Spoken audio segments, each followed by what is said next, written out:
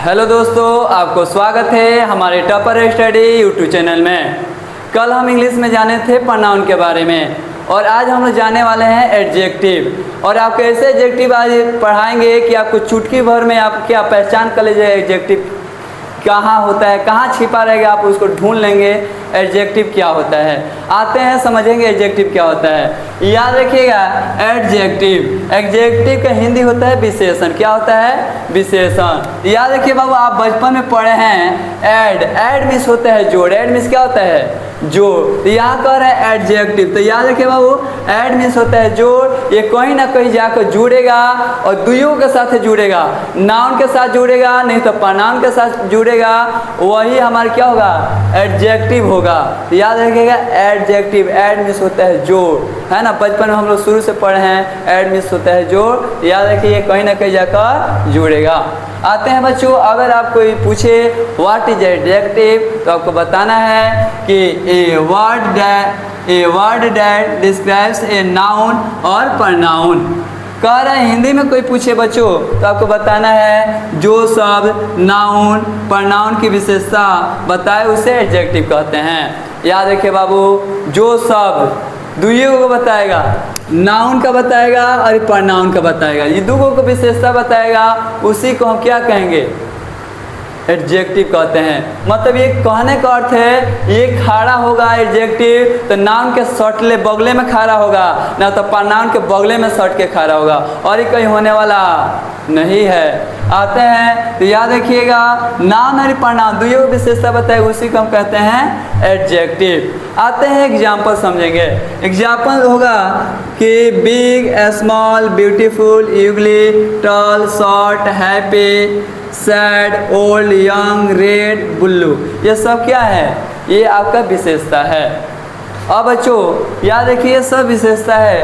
अब कभी कभी आपके एग्जाम में आ जाता है चूज द एडजेक्टिव, कहेगा इसमें चूज कीजिए एडजेक्टिव क्या। सेंटेंस बड़ा सा दे देता है और कहता है कि इसमें चूज कीजिए कि एडजेक्टिव क्या है। तो आइए हम आपको बताते हैं कि एडजेक्टिव अगर बड़ा बड़ा सेंटेंस दे दे तो उसमें से एडजेक्टिव कैसे चूज करेंगे। तो आते हैं जैसे सेंटेंस एग्जाम्पल में लिखे हैं हम, she has a beautiful dress. She has a beautiful dress. तो याद रखिए बाबू, यहाँ देखिए विशेषता किसका बता रहा है। याद रखिए यहाँ विशेषता ड्रेस। ड्रेस में होता है कपड़ा, बोल सकते हैं ना। कपड़ा क्या हो जाएगा? एक वस्तु है तो वह नाउन है, नाउन की विशेषता बता रहा है। ड्रेस कैसा है? सुंदर है। तो क्या हो गया? यहाँ ब्यूटीफुल क्या हो जाएगा? एडजेक्टिव हो जाएगा।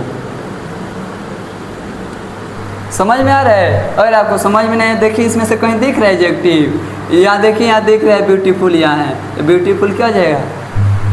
एडजेक्टिव हो जाएगा। समझ में आ रहा है? जिस चीज़ का बस दुइयों का नाउन प्रोनाउन का विशेषता बताएगा वही हमारा एडजेक्टिव होगा।